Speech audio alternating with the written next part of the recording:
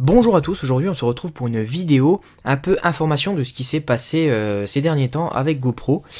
Donc comme vous avez pu le voir sur les réseaux sociaux, donc ceux qui n'ont pas vu, c'est pour ça que cette vidéo est faite pour vous. J'ai parlé déjà de la nouvelle GoPro qui est sortie hier, donc c'est la GoPro Hero Plus. Donc tout simplement je vais expliquer après ce qu'elle a. Ensuite on va parler de Jump. Donc Jump c'est un accessoire GoPro qui permet de faire des vidéos ou photos à 360 degrés. Et enfin du drone GoPro.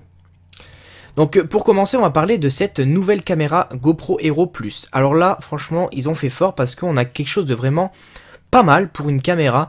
Donc déjà elle a 8 mégapixels.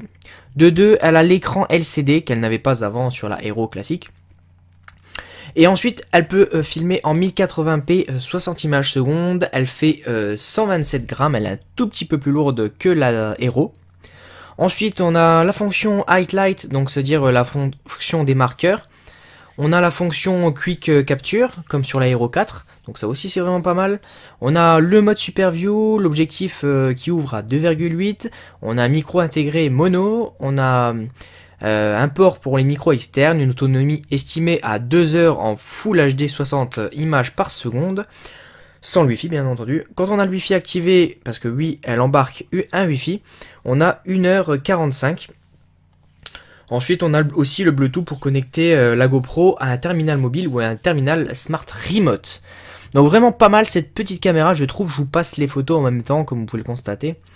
Donc le prix, je vais vous en parler tout de suite, elle fait à peu près 329 €, donc on se fait un petit peu avoir en France parce que bon, elle a annoncé à 299 $, ce qui normalement représenterait à peu près 279 €.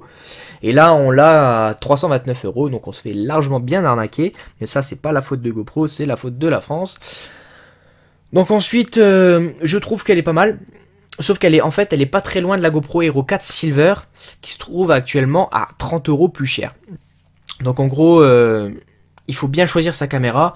En tout cas, pour 8 mégapixels, etc., je la trouve vraiment pas mal. Elle est étanche jusqu'à 40 mètres, il faut le préciser. Donc, personnellement, moi, je trouve que cette gamme est plutôt intéressante. Il devrait carrément supprimer la Hero classique, baisser un peu le prix de celle-ci, et garder celle-ci, une Hero 3 Plus, je dirais, et une Hero 4 Black. Moi c'est ce que je vois personnellement. Après, dites-moi dans les commentaires, vous, ce que vous voyez. Mais sinon, elle est vraiment pas mal. Elle propose pas mal de choses en plus qu'elle n'avait pas avant. Surtout l'écran LCD.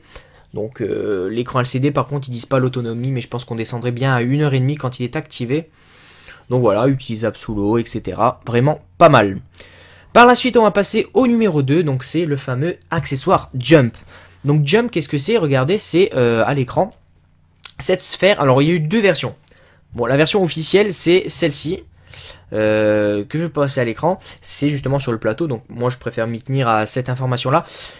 Regardez bien, on a un espèce de carré, et dessus en fait il y a 6 GoPro, et ces 6 GoPro vont tout simplement être reliés ensemble par comment dire, un algorithme qui permet de mettre ensemble le flux des 6 caméras.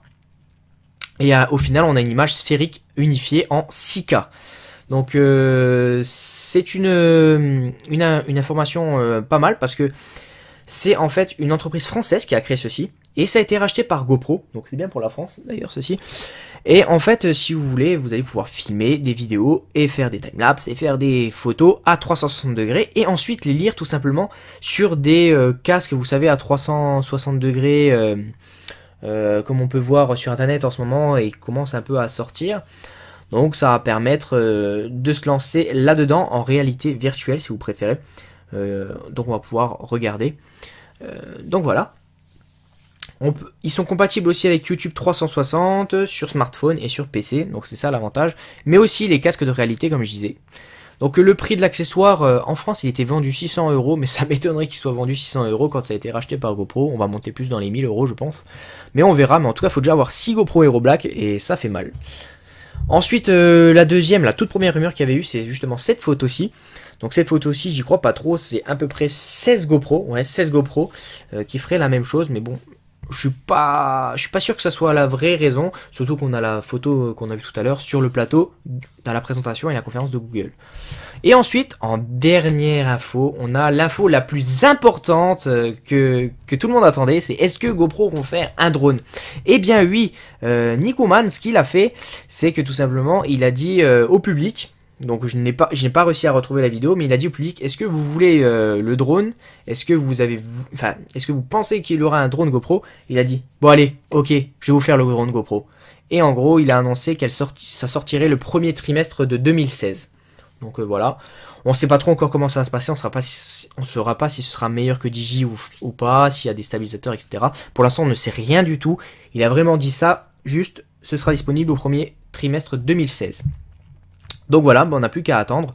En tout cas, est-ce que vous souhaitez attendre pour acheter un drone GoPro ou si vous pouvez acheter tout de suite un Digi, n'importe, c'est à vous de choisir.